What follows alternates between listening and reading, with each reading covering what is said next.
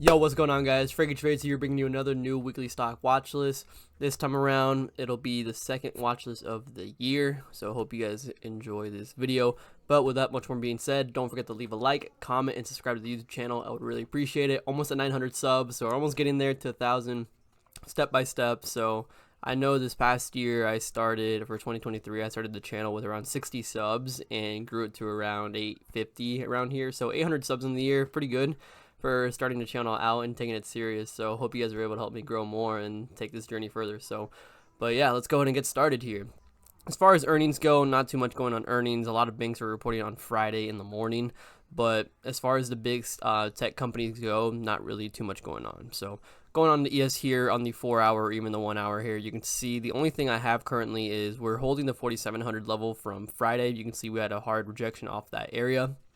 Going into Monday and the rest of this week, I do want to see us hold this 4,700 level. Reason being is I like the upside a lot more. That's where most of the good setups are at, and you will see here momentarily on which specific setup I'm talking about, and I'm sure you guys can assume which one it is. But with ES on the 1 hour time frame, if you go look at this, you can see we rejected the 4760 area twice now. And we actually also have a 1 hour downtrend here that breaks out around 4760. So pretty simple on what I'm looking for at ES. Just looking for the 4760 break, which is trend line breaking as well for more upside into 4800 and hopefully more all-time highs. So we'll have to take a look there and see. With a lot of balance adjustments and hedge funds and all that stuff going on at the beginning of the year, we could see more downside, but you never know. No one can predict the market, so we just have to go at it and just trade with what's in front of us. So that's it with ES. Next up is NQ. Kind of the same story at NQ. Nothing too much on the bigger time frames, but you can see here the 16600 area. We kind of have a flat top, not necessarily flat top because we're not projecting at it. It's more of the 15. What is it right here? 1580 level or 16580 area. So going with NQ, only thing I'm really looking at for here is this flat top, the real flat top at 15,580 to break out around here into 16,600. After 16,600, I don't really have anything till 16,900. That's usually where you start to see some resistances and support on NQ. But kind of the same story on the downside. If you go to the 30-minute or even the 1 hour, you can see that we actually have a downtrend here that ends at around 16,300 that we have been respecting for this whole week actually. So going into NQ, hopefully we get this double top break into 16,600 and climb our way back up to 17,000. If not, you guys know what I'm looking for the downside. We have room down to 16,300 here after we break out from 16,400, which is almost the low of day, was it? It was the low of day. We have a double bottom right there too on an intraday level. So yeah, that's pretty much it for NQ. And as far as the watch list goes, there really isn't too much going on. My favorite stock for the week is NVDA now. Reason being, this has been pretty strong. NVIDIA has been one of those stocks that I've always been taking advantage of ever since it got to these 400 and 500 area, somewhere near this area, and I've just been taking advantage of it for how strong the momentum plays are on it. So going forward here, I'm going to be doing the same thing, but only this time, if we do decide to see some more upside, I am only looking at 500. We do have a 1 hour downtrend here that breaks out around 497. Does it mean I will take it there? Probably not, just because this area has been really tricky. I have lost money trying to play this 500 break multiple times now, but it's not a good significant amount, as you guys can see from the trade I took on it on Tuesday that I put out for Thursday, which I made 1,400 on NVIDIA to the downside with its weakness and momentum being there. So those are prime examples of taking advantage on NVIDIA. But you can see we almost have close to a double top here at 496. That might be worth trying out because this area is pretty clean to scalp before 500. It's just something I have to judge the momentum and strength based off on it tomorrow or the remaining rest of the week and seeing if it's strong anytime during pre-market or if that 496 level is respected there.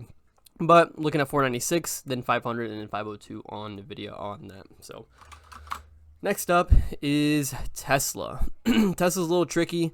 I don't like the downside on Tesla, at least between this 240 and maybe 232 area. I am interested at 231 though. You can see that that is the area we have held on Tesla multiple times now, as you can see where my cursor is at. But anything below 231, I will be happy to try out. You can see, like I said, that's the area we've been holding. After 231, I'm looking at 230, and then we have room down to that 226.50 area. Once we get a little below 231, you can see some of the liquidity gets pretty rapidly, it gets pretty rapid when we sell off. I'm not sure if you guys ever want to go back and look at these days when we did sell off on Tesla below the 230 level, but it was pretty quick. So I'm looking for a hold below those levels. This is the only downside play that I'm really looking forward to. The other setups are pretty mediocre, if anything, so there really isn't too much going on for the week. Looking to take it careful and slowly for what we got. So that is pretty much it for Tesla. And then for the side watches, I have Amazon.